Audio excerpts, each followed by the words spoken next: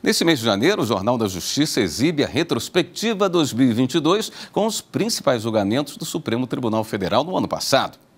Por maioria de votos, o STF decidiu no mês de setembro que órgãos e entidades da administração pública federal podem compartilhar dados pessoais entre si, com a observância de alguns critérios. Vamos ver como foi.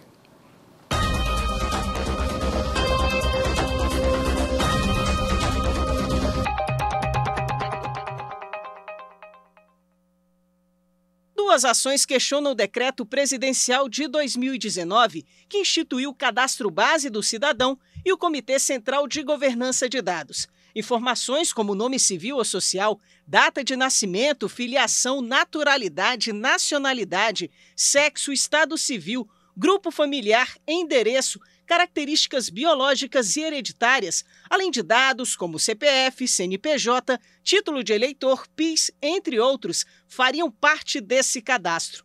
Já o Comitê Central de Governança de Dados ficou responsável pelas regras e parâmetros para o compartilhamento restrito dos dados, incluídos os padrões relativos à preservação do sigilo e da segurança. O Conselho Federal da OAB e o Partido Socialista Brasileiro, autores das ações, alegam violação aos princípios da privacidade, da proteção de dados e da autodeterminação informativa.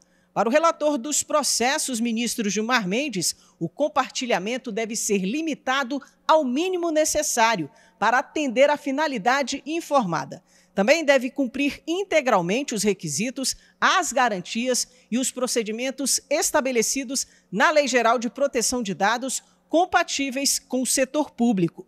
De acordo com o ministro, quando o agente público desrespeitar o sigilo de propósito, poderá ser processado por improbidade administrativa. O relator também sugeriu que, caso seja declarada a inconstitucionalidade do dispositivo que prevê a composição do Comitê Central de Governança, seja dado prazo de 60 dias para que o governo atribua ao órgão um perfil plural. Voto ainda no sentido de declarar com efeito pro futuro a inconstitucionalidade do artigo 22 do Decreto 10.046, preservando a atual estrutura do Comitê Central de Governança de Dados pelo prazo de 60 dias, a contar da data da publicação da ata de julgamento, a fim de garantir ao chefe do Poder Executivo prazo hábil para atribuir ao órgão um perfil independente, plural, aberto à participação efetiva de representantes de outras instituições democráticas e conferir aos seus integrantes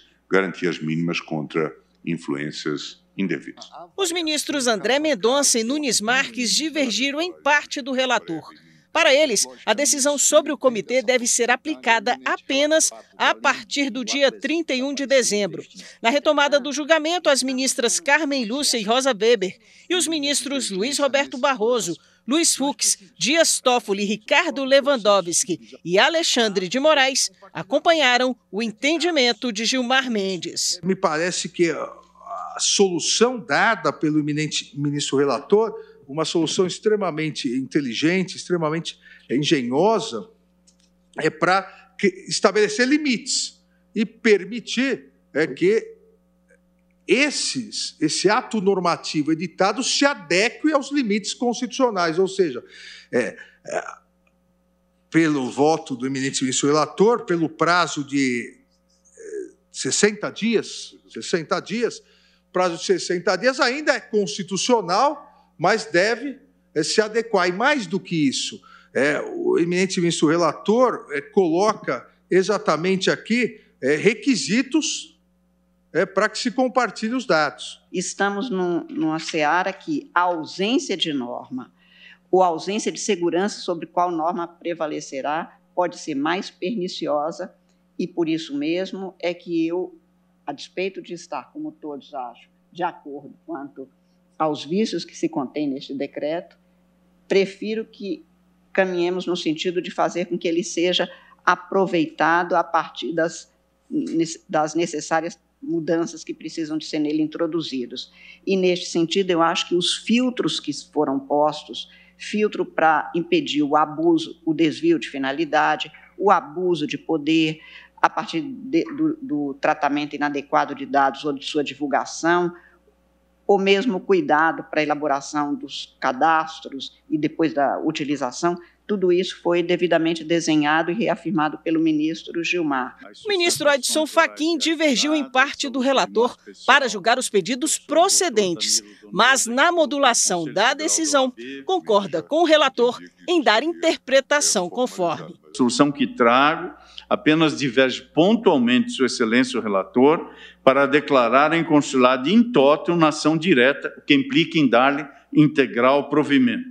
E também aqui, nada obstante isso, acompanho a modulação dos efeitos da decisão, a fim de que ela tenha eficácia após o decurso de 60 dias contados da data do julgamento da ação direta. Por maioria, o plenário acompanhou o relator pela possibilidade de compartilhamento, desde que observados os parâmetros definidos na decisão.